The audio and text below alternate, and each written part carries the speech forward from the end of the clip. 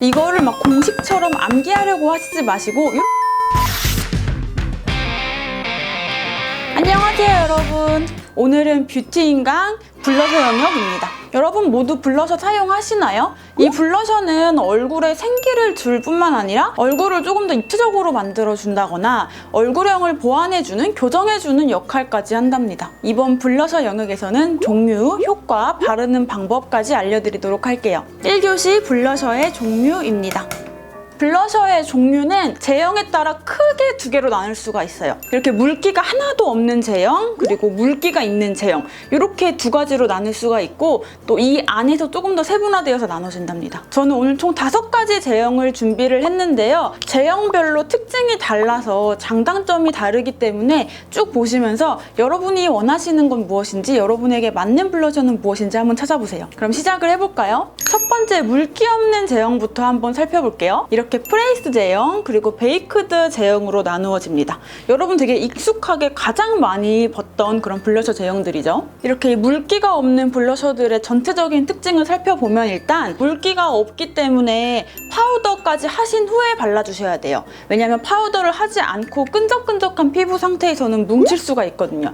만약에 파우더를 안 하시는 분들이라면 최소한 세미매트한 피부 표현 후에 발라주셔야 돼요. 막 물광이 난다거나 막 촉촉한 피부 위에 발라주시면 볼만 매트해져서 피부 화장의 균형이 깨지는 거는 물론이고, 막 얼룩덜룩하게 된다거나 막 뭉치면서 발색이 될 수가 있어요. 그러니 꼭 파운데이션 후에, 파우더 후에 발라주시는 걸 기억해 주셔야 돼요. 그리고 바르실 때는 저는 무조건 이 브러쉬를 사용하시는 거를 추천을 드려요. 뭐 퍼프로 바를 수도 있기는 한데 저는 웬만하면 브러쉬를 추천을 드립니다.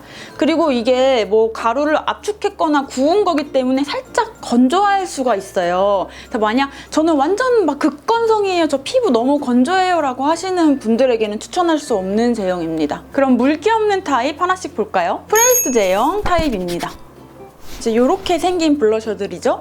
파우더를 압축해서 만든 것들이에요. 되게 가장 흔하게 볼 수 있고 또 되게 대중적이기 때문에 그만큼 컬러의 선택의 폭도 굉장히 넓어요. 또 초보자분들도 쉽게 사용하실 수가 있고, 파우더를 압축해 놓은 거기 때문에 뽀얗고 그 파우더리한 피부 표현이 가능하기도 하고요. 그리고 또 피부 화장의 지속력을 올려주기도 해요. 대신 단점이 있다면 이게 파우더이기 때문에 건성이신 분들이 쓰기에는 약간 건조하다고 느끼실 수가 있어요. 거기다가 파우더를 아예 안 쓰시는 피부 표현을 좋아하시는 분들에게는 아예 맞지가 않겠죠. 그리고 좀 많이 올리면 피부가 좀 텁텁할 수 있기 때문에 양 조절이 굉장히 중요합니다. 그리고 막 광나는 피부 표현, 막 촉촉한 피부 표현 위에 발리면 막 뭉치고 되게 지저분해 보일 수가 있어요. 그리고 바르실 때는 당연히 이런 브러쉬를 사용하셔서 발라주시는 걸 추천을 합니다.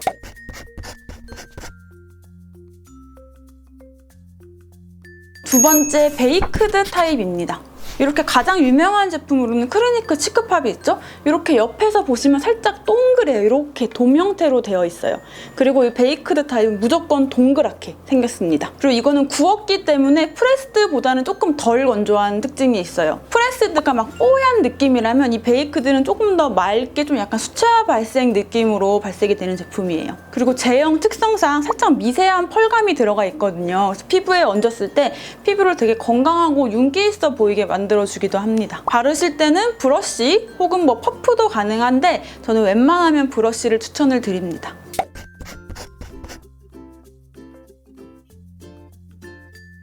두 번째, 물기가 있는 제형이에요. 이렇게 리퀴드, 크림, 쿠션 타입들이 여기에 해당이 돼요. 특히 이런 크림 타입 같은 경우는 굉장히 친숙한 제품이죠. 이 물기가 있는 제품들의 전체적인 특징은 일단 물기를 머금고 있기 때문에 파우더 처리를 한 후에 바르는 게 아니라 파우더를 하기 전, 파운데이션 후에 발라주셔야 돼요. 만약에 얼굴에 파우더까지 다 발라서 파우더리한 상태로 이런 리퀴드를 바르게 되면 어떻게 될까요? 엄청 뭉치고 떡지고 또 잘 펼쳐 발라지지가 않겠죠. 그러니 꼭 파운데이션 후에 발라주셔야 돼요. 이런 물기 있는 제품을 바르실 때는 손으로 발라도 괜찮고요.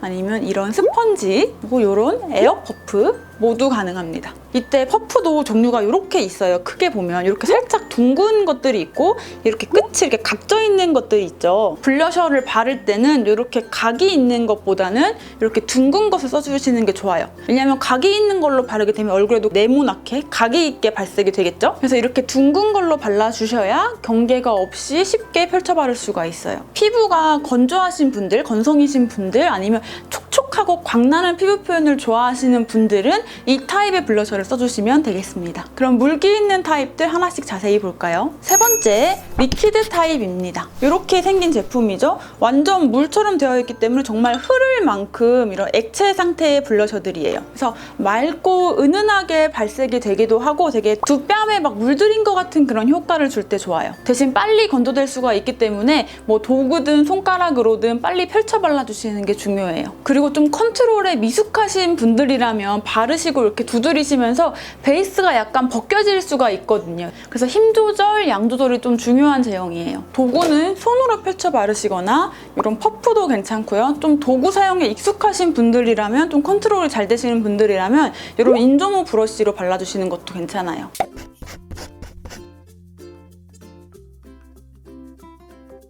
네 번째는 크림 타입입니다. 이렇게 생긴 것들이죠. 보통 립앤치크로 많이 나오는 제품들인데 저는 사실 입술에는 바르지 않고 이제 볼에 연출하는 용도로 많이 쓰는 제형이에요. 프레스트 타입 다음으로 굉장히 대중적인 제형이죠. 이런 크림 타입은 같이 사용하는 도구에 따라서 되게 다른 연출을 할 수 있어서 좀 화장에 익숙하시고 도구 사용에 익숙하신 분들이라면 조금 더 다양한 표현을 할 수 있는 제형이에요. 그리고 섞어 쓸 수 있다는 장점도 있죠. 약간 물광이 나는 베이스와 섞어 쓴다거나 파운데이션과 섞어 쓴다거나 할 수도 있는 제형이에요. 그리고 또 발색이 굉장히 진해요. 보통 이렇게 보이는 색 그대로 발색이 되거든요. 그래서 원하는 부분에 딱 바를 수가 있는 제형이에요. 대신에 이게 피부 메이크업이 지워질 때 같이 다크닝이 생길 수 있다는 단점도 있어요. 그래서 저는 크림 타입을 바르신 다음에 살짝 투명한 파우더로 살짝만 얹어서 고정해 주시는 것도 추천을 드립니다. 도구로는 손도 괜찮고 또 퍼프도 괜찮아요.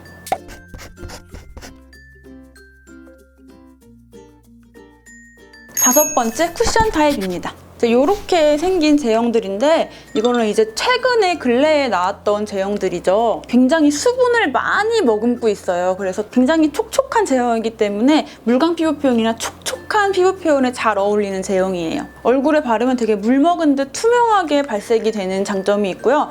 또 얼굴이 엄청 막 극건성이시다, 볼이 특히 막 건조하시다 하시는 분들에게도 추천하는 제형이에요. 이게 촉촉한 만큼 지속력이 조금 짧아요. 대신에 덧발라서 수정하기에도 쉬운 제형이긴 해요. 도구로는 이렇게 내장되어 있는 이런 에어 퍼프를 사용해 주셔도 괜찮고요. 그 다음에 물 먹인 퍼프로 사용해 주시면 또 촉촉한 느낌을 더 내실 수가 있어요.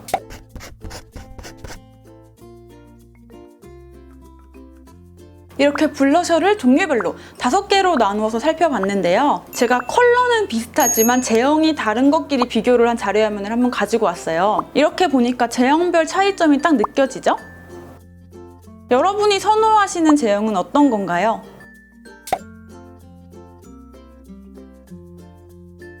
이렇게 1교시에서는 블러셔의 종류에 대해서 알아봤는데요. 그럼 2교시로 넘어가 볼까요? 2교시 나에게 맞는 블러셔 찾기입니다. 여러분, 블러셔가 밝고 촉촉하고 펄감이 있으면 약간 팽창되어 보이고 또 앞으로 좀 튀어나와 보여요. 그래서 내 얼굴 중에 조금 꺼진 곳에 발라주면 살이 차올라 보이는 효과가 있어요. 그리고 또 여기가 조금 더 강조되었으면 좋겠다라는 부분에 발라주셔도 강조되는 효과가 있습니다. 반대로 어둡고 매트하면 축소되어 보이고 뒤로 빠져 보여요. 그래서 내가 감추고 싶은 부분, 뒤로 좀 빠져 보였으면 하는 부분에 발라주시면 됩니다. 이거를 막 공식처럼 암기하려고 하시지 마시고 이렇게 생각하시면 쉬워요. 우리가 보통 흰색 옷이나 밝은색 옷을 입으면 약간 뚱뚱해 보인다고 하고, 검정색 옷이나 약간 어두운 색 옷을 입으면 좀 날씬해 보이잖아요. 블러셔도 마찬가지로 내 피부톤보다 밝은 거를 써주시면, 흰색에 가까운 걸 써주시면 조금 더 팽창되어 보이고, 반대로 내 피부톤보다 조금 더 어둡고 조금 더 차분한 거를 발라주시면 수축되어 보인다고 생각을 해주시면 돼요. 제가 앞에 말씀드린 것만 확실하게 이해를 하시면 내 얼굴 어떤 영역에 어떤 컬러를, 어떤 제형을 선택해야 되는지가 굉장히 쉽습니다. 특히 제가 컬러 고르기는 저번에 흑백 필터로 나에게 맞는 블러셔 찾기라는 콘텐츠를 한번 소개한 적이 있는데요. 이렇게 얼굴에 블러셔를 대고 흑백 필터를 확인해 보았을 때 블러셔가 내 피부톤보다 밝으면 팽창 효과, 블러셔가 내 피부톤보다 어두우면 수축 효과입니다.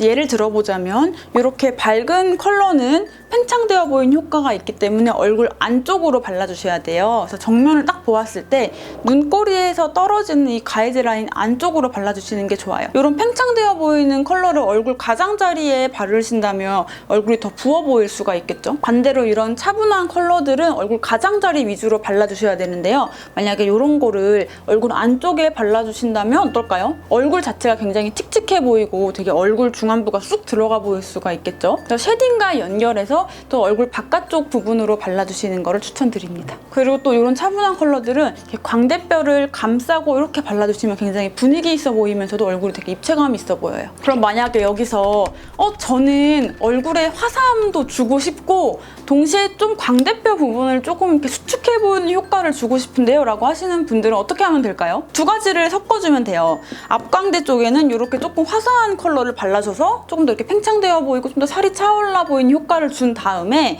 여기 연결해서 광대뼈를 타고 이렇게 살짝 차분한 컬러를 같이 발라주시면 이렇게 조금 더 입체감이 2배로 드는 화장을 할 수가 있겠죠. 2교시는 제형과 컬러에 대해서 알아봤는데요. 그러면 다음 3교시 바르는 방법으로 다시 찾아올게요. 안녕!